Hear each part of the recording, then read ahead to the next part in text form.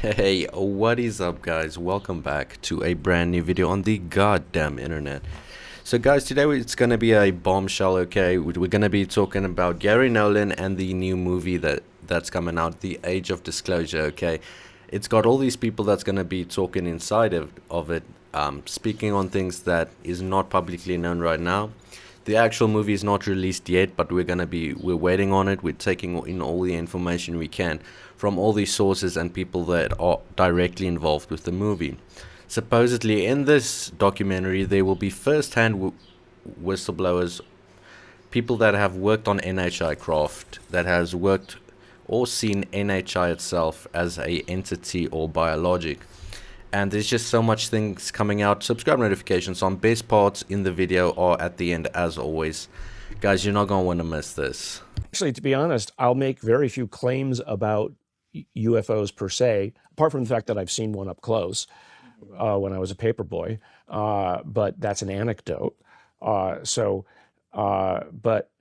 it's what was important at the time, and after the CIA got me involved, and then they introduced me to other scientists who were working literally with the government on this matter, and have now come out and said, and it'll be actually in a movie called Age of Disclosure coming out shortly, has said we worked on the reverse engineering program, we worked on alien craft. I mean, those are claims.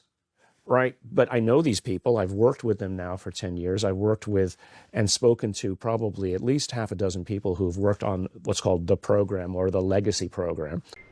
Flavored fucking rolling paper, guys. Look at this beaut. Am I right?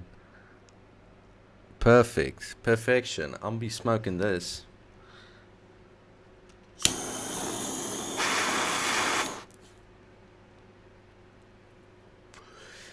So, who remembers Garry Nolan having that intense argument or spoke about Neil deGrasse Tyson? He was so motherfucking pissed, right?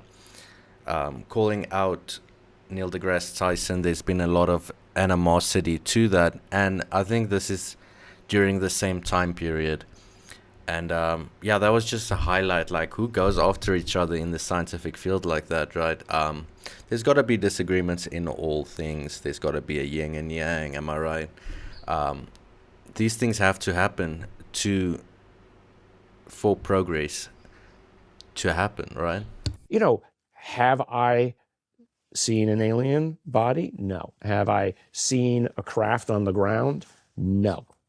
But if I use the same kind of science insight that I do when I'm talking with another scientist about some subject matter that we're both, competent around, and I look at their body language and I then put it together with a dozen or several hundred other things that I've heard from other people, the story all meshes together. So, but the objective, though, has to be, from a scientific standpoint, that all of those are, at the end of the day, just anecdotes and stories. And so I can't hand, as of yet, to a colleague of mine, the definitive proof. I can show them a library full of evidence, all of which points to that there's something here.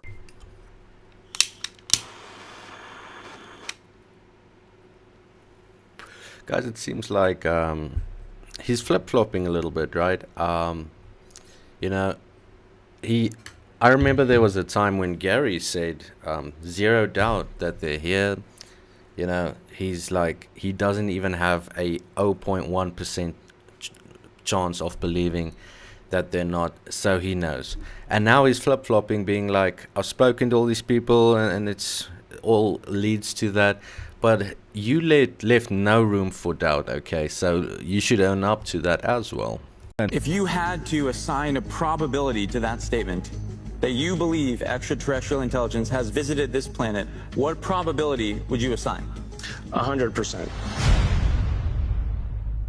Bro, do you see how this motherfucker be looking around like, guys, I know the camera's on me. That was just said. Check this shit out, okay? planet, what probability would you assign? 100%.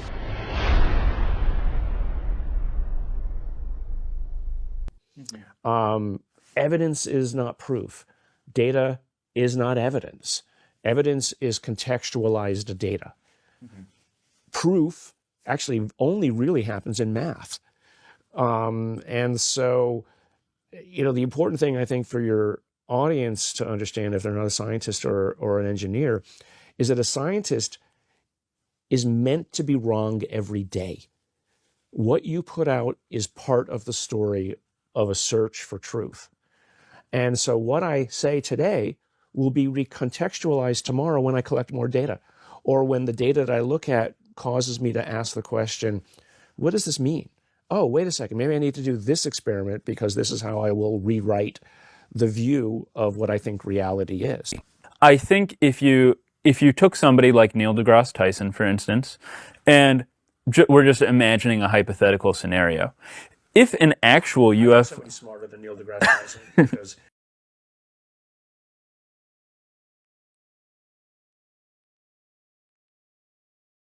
Okay, well, we can imagine some...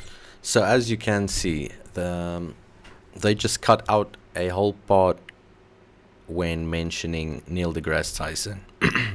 I'm wondering if the beef is still on, guys. Let me know what you think, and I appreciate you watching until here. Let me know if you did. Patreon down below, I'd appreciate it a ton. You can donate for as little as $1. There's a whole bunch of perks, some cool shit.